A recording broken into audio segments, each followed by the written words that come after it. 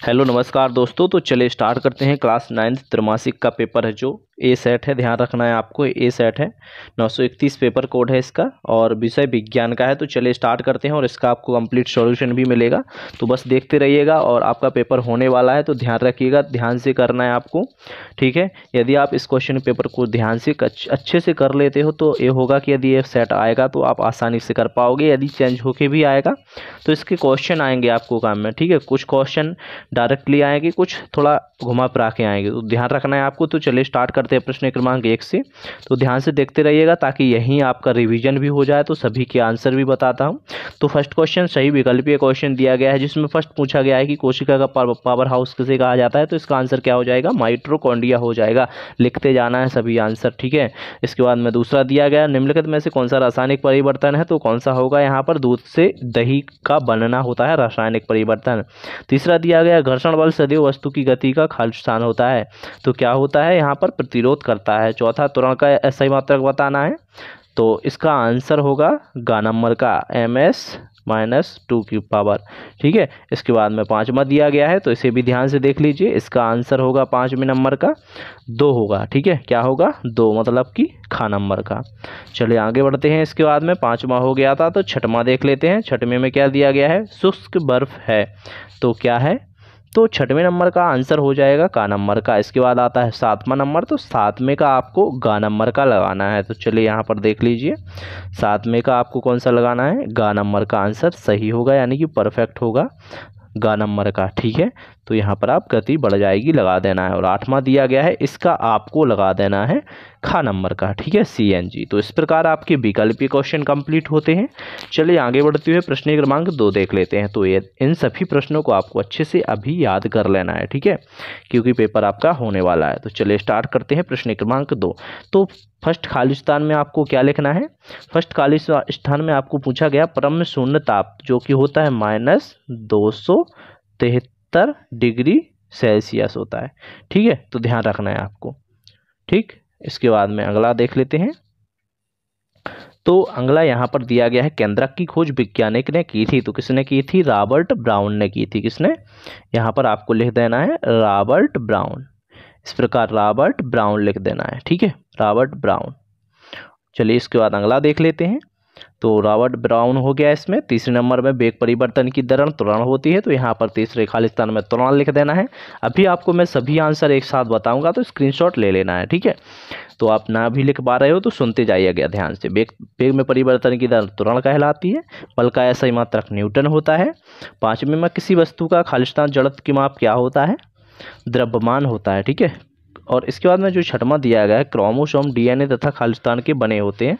तो यहाँ पर इसका आंसर क्या होगा? प्रोटीन हो जाएगा। इसमें आपको प्रोटीन लिख देना है। इसके बाद में आता है संरचना तथा कार्य से समान कोशिकाओं का समूह खालिस्तान कहलाता है। तो यहाँ पर आपको ऊतक लिख देना है, ठीक है, यहाँ पर ऊतक हो जाएगा। इसके बाद में लास्ट है जिसका आपको शीर्ष स्थ लिख देना है, ठीक है। तो सभी के आंसर एक बार आपको दिखाते हैं, तो ध्यान से देख लीजिए। तो ध्यान से देखिए, ये रहे आपके प्रश्न क्रमांक 1 और 2 के आंसर। यहाँ पर आपको प्रश्न क्रमांक 1 के सभी आंसर दिए गए हैं कि कौन सा किसका आंसर होगा। इसके बाद में यहाँ पर प्रश्न क्रमांक 2 के दिए गए हैं, सभी लिखे हुए हैं। तो आप ध्यान से देख लीजिए, यहाँ पर प्रश्न क्रमांक 1 है, यहाँ पर 2 है, ठीक है। तो जल्दी से आप स्क्रीनशॉट ले लीजिए। इसके बाद आगे बढ़ते हैं प्रश्न क्रमांक 3 की तरफ। तो प्रश्न क्रमांक 3 में सही जोड़ी दी गई है, ठीक है। तो जल्दी से सही जोड़ी भी मिला लेते हैं, तो ध्यान से देखते रहिएगा। तो यहाँ पर आपको क्या करना है? आप सही जोड़ी मिलाना है, ठीक है। तो इसमें देखिए जो सही जोड़ी दी गई है 8 दी गई हैं। तो फर्स्ट नंबर का जो दिया गया है न्यूटन, इसका आप लगा दीजिए यहाँ पर गति के नियम, E नंबर का हो जाएगा। कोशिका की भित्ति जो दिया गया है दूसरे नंबर का, आपको इसका C नंबर से लगा देना है। इसके बाद प्रकाश संश्लेषण दिया गया है, तो इसका हो जाएगा D हरित लवक। इसके बाद में लोहे में जंग लगना, तो इसका हो जाएगा B रासायनिक परिवर्तन होता है। कोशिका की खोज, तो यहाँ पर इसका आंसर आपको क्या लिख देना है? रॉबर्ट हुक ने की थी। चंद्रमा दिया गया है छठवें में, तो इसका E नंबर का आपको लिख देना है, ठीक है। तो यहाँ पर छठवें का हो जाएगा, यहाँ से छठवें का थोड़ा अभी कन्फ्यूजन है, देखते हैं क्या होगा। इसमें वृत्तिगति होना चाहिए, देखते हैं। वेग की कमी, तो यहाँ पर 7th का F हो जाएगा, ठीक है। तो यहाँ पर ई नंबर डबल है तो इसमें दिखा देना है आपको, ठीक है। वृत्तीय गति होगा चंद्रमा का, ठीक है। वेग की कमी मंदन हो जाएगा और रुकी हुई बस। तो यहाँ पर 8वें नंबर का आपको डी बचा हुआ है, कौन सा बचा हुआ है उससे आपको लगा देना है एक बार, ठीक है। तो इसके बाद में आता है प्रश्न क्रमांक 4। तो प्रश्न क्रमांक 4 में देखिए एक वाक्य एक में शब्द में उत्तर दिए गए हैं, तो सभी के एक साथ आपको आंसर बताते हैं, तो आप देख लीजिए, ठीक है।